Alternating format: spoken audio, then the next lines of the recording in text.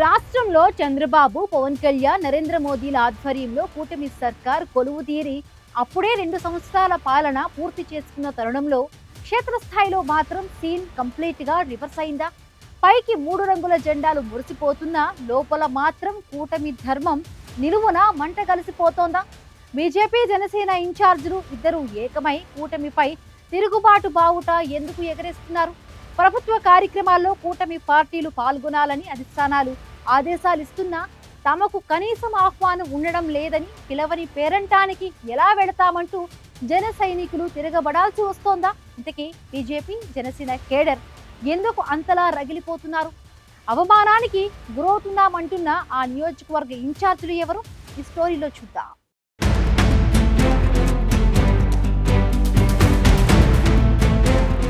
శ్రీకాకుళం జిల్లాలోని నరసన్నపేట నుంచి 2024 సార్వత్రిక సమరంలో కూటమి అఫీషియల్ అభ్యర్థిగా బరిలోకి దిగిన తెలుగుదేశం పార్టీ సీనియర్ నేత బొగ్గు రమణమూర్తి భారీ మెజారిటీతో ఘన విజయం సాధించారు.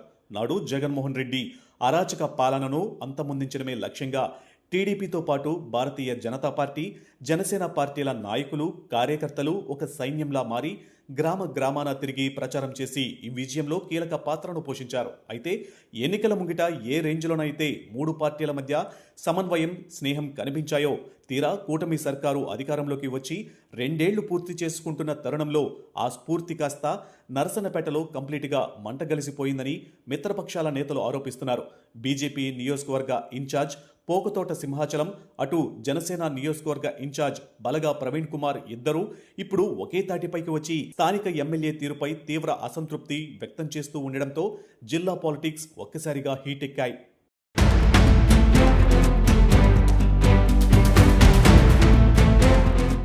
రాష్ట్రంలో కూటమి ప్రభుత్వం అధికారంలో ఉండొచ్చేమో కానీ నరసన్నపేట గడ్డపై మాత్రం కూటమి అనే పదానికి కనీసం అర్థం లేకుండా పోయిందని పోకతోట సింహాచలం, బలగా ప్రవీణ్ కుమార్లు ఆరోపిస్తున్నారు. ప్రస్తుతం ఇక్కడ కూటమి అంటే కేవలం ఫ్లెక్సీలు, పోస్టర్లు, సోషల్ మీడియా, వాట్సాప్ గ్రూపులకే పరిమితమైపోయిందని, క్షేత్రస్థాయిలో మాత్రం ఆ భావన ఎక్కడా కనిపించడం లేదంటున్నారు. ఎన్నికల్లో తమ పార్టీల కార్యకర్తల శ్రమను, అంగబలాన్ని పూర్తి స్థాయిలో వాడుకుని గెలిచిన తరువాత వారిని కరివేపాకలా తీసి పక్కన పెట్టేశారనే ఆరోపణలు వెల్లువెత్తుతున్నాయి. నియోజకవర్గ పరిధిలో ఏ ప్రభుత్వ అఫీషియల్ ప్రోగ్రాం జరిగినా, ఏ డెవలప్మెంట్ పనులకు శంకుస్థాపనలు చేసినా చివరికి కూటమి ప్రభుత్వం 2 ఏళ్లు పూర్తి చేసుకున్న సందర్భంగా అధిష్టానం ప్రతిష్టాత్మకంగా నిర్వహించిన విజయోత్సవ సభలకు సైతం తమకు కనీసం సమాచారం ఇవ్వలేదని సింహాచలం ప్రవీణ్ కుమార్ వాపోతున్నారు. అధిష్టానమేమో 3 పార్టీలు కలిసి పండుగల సభలు చేయమంటుంది, కానీ లోకల్గా మాకు కనీసం ఆహ్వానం కూడా లేదు. అలాంటప్పుడు పిలవని పేరంటానికి మేమెలా వెళ్తాం అంటూ వారు సంధిస్తున్న ప్రశ్నలు టీడీపీ లీడర్లను ఇరకాటంలో పడేస్తున్నాయి.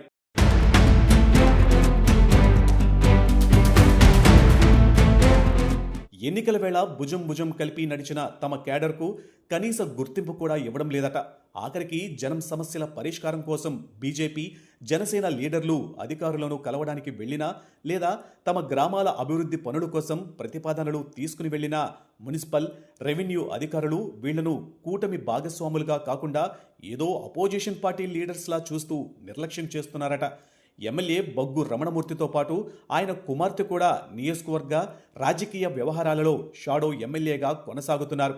ఈ నేపథ్యంలో నియోజకవర్గంలో ఒకే రాజకీయ కేంద్రం ఉండాలనే ప్రయత్నం జరుగుతుందని, అందుకే కూటమి భాగస్వాములైన బీజేపీ, జనసేన నాయకులకు ఆశించిన ప్రాధాన్యం దక్కడం లేదని బీజేపీ, జనసేన వర్గాలు ఆరోపిస్తున్నాయి. ఇదే సమయంలో నరసన్నపేటలో మరో రాజకీయ చర్చ కూడా జరుగుతుంది. భవిష్యత్ రాజకీయ సమీకరణాలు, పొత్తులు, లెక్కలు 2029 ఎన్నికల నేపథ్యంలో కూటమి భాగస్వామ్య పార్టీల నాయకులు బలపడకుండా చూడాలనే ఆలోచనతోనే స్థానికంగా ఈ పరిస్థితి ఏర్పడిందని బీజేపీ, జనసేన వర్గాలు వాదిస్తున్నాయి.